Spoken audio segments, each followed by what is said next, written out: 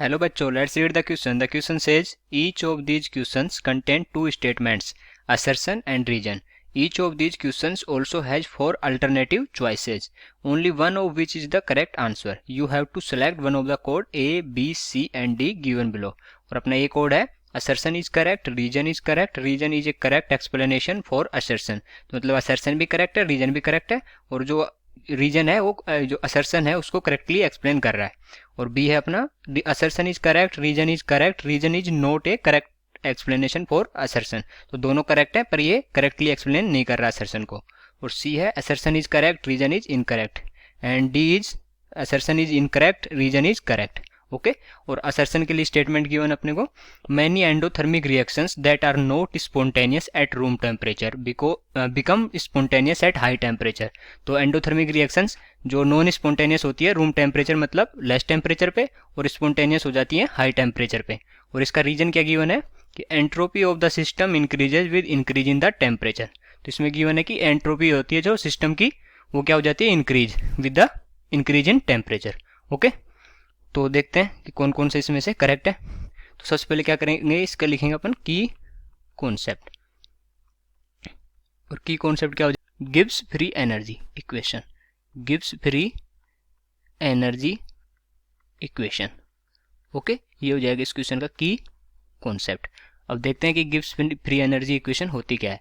तो इसका इक्वेशन क्या होती है, तो इसकी इक्वेशन होती है delta G is equal to delta H minus T delta S. Okay. और अगर इसके केस में बात करें तो जो एंडोथर्मिक रिएक्शन होती है, एंडोथर्मिक रिएक्शन में क्या होता है, जो डेल्टा एच होता है वो हो जाए पॉजिटिव.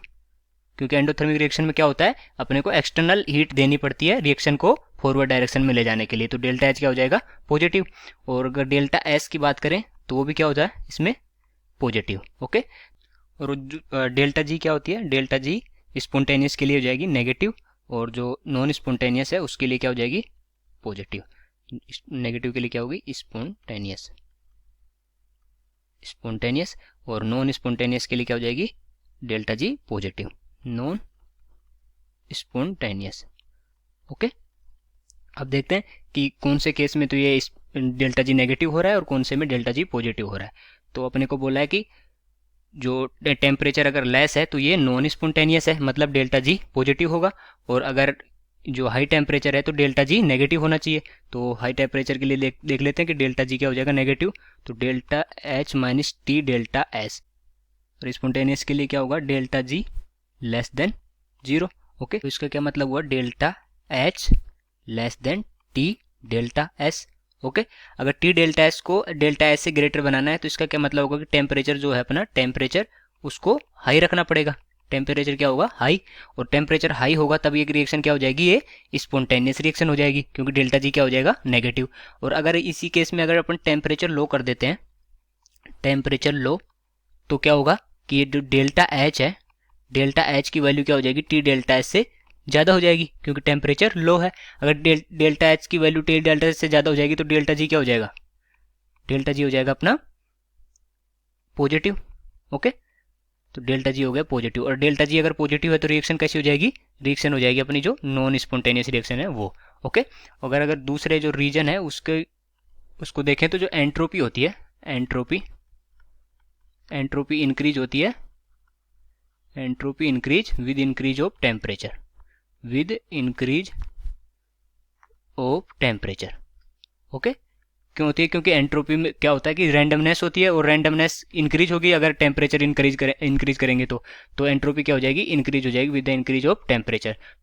तो असर्शन में अपने को बोला है कि एंडोथर्मिक रिएक्शन नॉन स्पॉन्टेनियस होगी एट रूम टेम्परेचर, मतलब लो टेम्परेचर पे नॉट स्पॉन्टेनियस होगी, अभी अपन ने देखा था. और जो स्पॉन्टेनियस होगी हाई टेम्परेचर पे, ये भी करेक्ट है. तो असर्शन अपना करेक्ट हो गया. अगर रीजन की बात करें तो reason entropy the system increase with increase in temperature, तो ये भी अपना करेक्ट हो गया.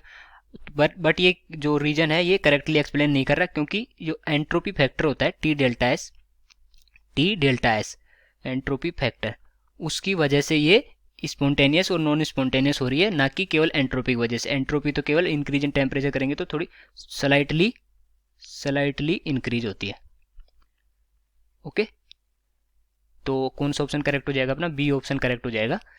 असर्शन करेक्ट है और रीजन भी करेक्ट है, बट करेक्टली एक्सप्लेन नहीं कर रहा है. Okay, so I hope you understood it well. Best of